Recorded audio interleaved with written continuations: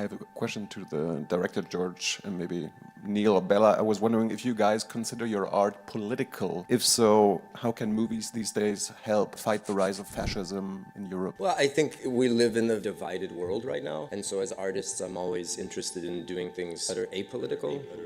A normal question. Yes, because some of the films showing at the festival were political. Essentially, they were dodging a softball question going at their face at a whopping 1 kilometer per fortnight speed because they are pussies and probably hate Palestine as well. I see the director, that Tricia Tuttle snob, made duly stupid comments in response to the backlash her festival was receiving, dismissing it all by saying, "We here at Berlin recognize where this comes from, but we strongly disagree because the claims have no evidence.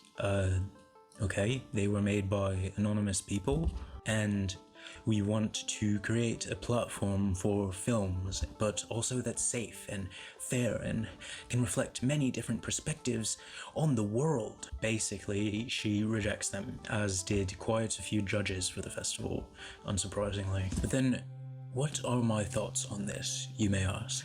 Interesting that you ask exactly the question I have written in my script, my sole viewer. Thank you. Let me answer a different question. I think that the conclusion with which I would like to see people walk away from this news is that many, if not most, celebrities probably did not, at the beginning of their careers, expect to find themselves exactly where they are today, in this big hypocritical dilemma where they cannot just virtue signal on the backs of the few upstanding artists before them who actually spoke up and risked their careers to say what is right. These actors and co find themselves in an industry that is ultimately for Israeli nationalism and Israeli imperialism. Celebrities in general, as well as these directors and executives and other similar managerial dimwits, are generally safe to categorize as commodities because they unhealthily regard themselves as such when they reduce themselves to their greatest talents for hire. By commodifying their abilities and potential, many of them unwittingly reinforce the logic and labels that the superstructure that is the global capitalist.